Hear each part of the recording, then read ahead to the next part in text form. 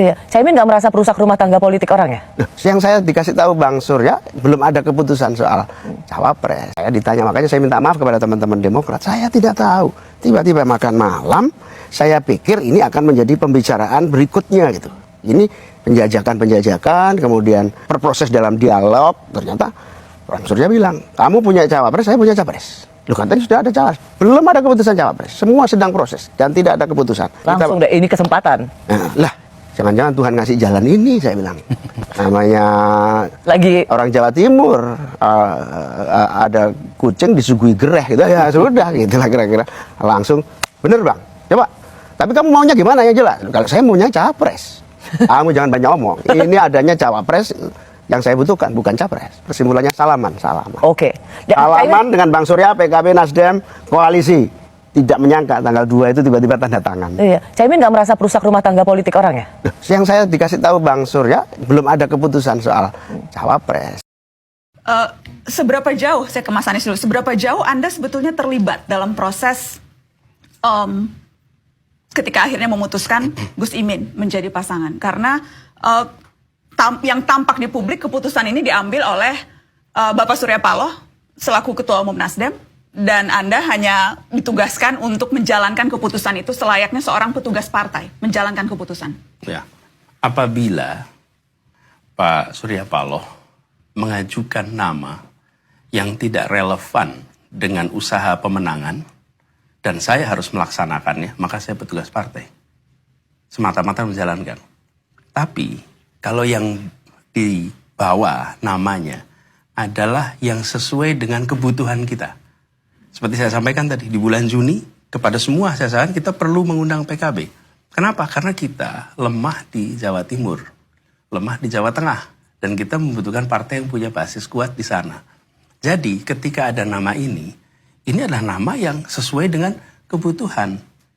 Disebut bila beliau bawa nama kemenakannya, adiknya, anaknya, kerabatnya, untuk dijadikan pasangan, dan saya harus mengikuti, ya namanya petugas partai. Tapi kalau sesuatu yang sesuai dengan kebutuhan kita, bisa muncul nama itu dari mana saja.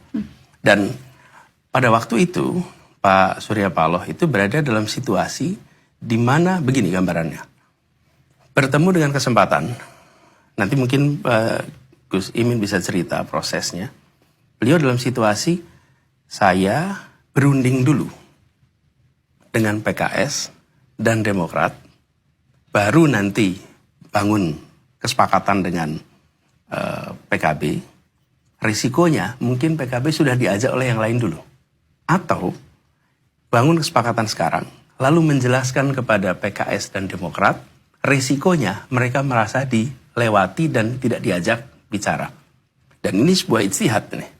Kemudian Pak Surya Paloh memilih opsi yang pertama, ambil kesepakatan dulu, terus kemudian jelaskan. Memang ada risiko. Risikonya ada perasaan seperti dilewatkan, tinggalkan. Termasuk ketika ketemu dengan saya. Jadi ketika bertemu, saya sampaikan, Pak Surya Paloh begini, ini ada 2 partai lain yang sudah dalam percakapan selama beberapa bulan terakhir ini. Saya harus berbicara dengan mereka.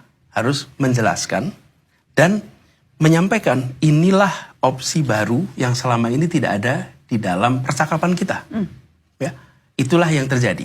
Jadi, kalau yang ditawarkan itu bukan solusi dan saya kemudian melaksanakan, ya itu namanya petugas. Tidak ada relevansinya untuk kemudian menyetujui. Tapi kalau itu adalah solusi, maka ini sesuatu yang masuk akal untuk dibicarakan. Dia bisa membantu pemenangan. Ya kan nomor 1 dia bisa membantu pemenangan. Buat koalisi makin solid. Dia bisa membantu di dalam proses pemerintahan bila ditakdirkan menang. Dia punya visi yang sama. Nah itu semua programatik, itu semua teknokratik. Yang kelima adalah lebih pada kepribadian. Apa? Chemistry-nya baik. Boleh kan punya chemistry yang baik sehingga bisa jadi duit tunggal? Bener ya kira-kira? Gitu kira-kira. 5 kriteria itu. Dan di dalam proses ini sedang menjalani nih. Tapi saya rasa dalam perjalanannya kelihatan.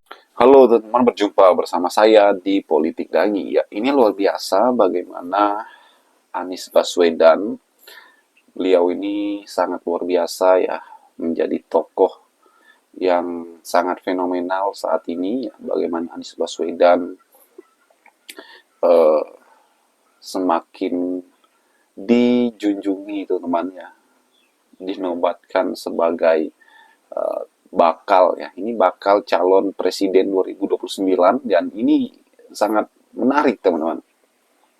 Anies tidak akan pernah menyerah ya dalam kontestasi pemilu pilpres ya, karena beliau masih sangat layak ya untuk bertarung, untuk berkompetisi ya bersama dengan siapa-siapa saja lawannya nanti ya. Ini yang jelas ya pasti Prabowo Subianto dan Gibran teman-teman ya, yang akan maju sebagai capres cawapres 2009 ya. Anies ini dipastikan akan maju juga ya, apalagi beliau saat ini masih elektabilitasnya masih sangat tinggi, masih sangat layak ya untuk menjadi calon presiden.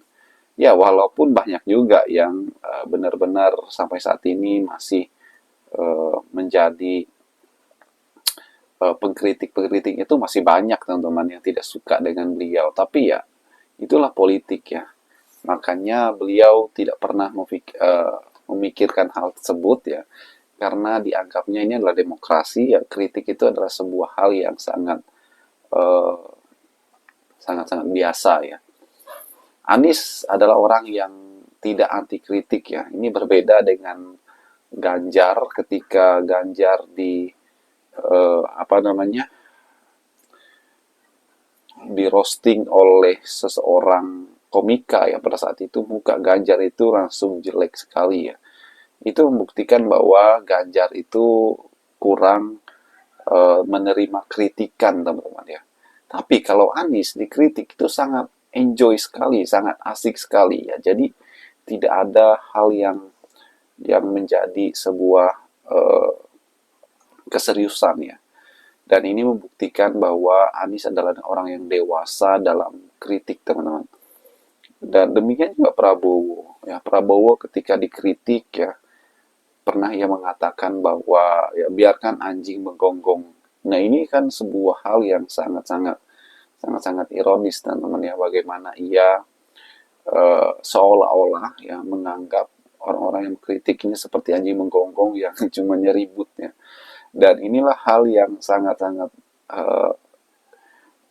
tidak baik ya ke depannya. Dan Anies Baswedan itu adalah tokoh yang membuktikan, yang memberi pelajaran bagi kita semua. Bagaimana menurut kalian?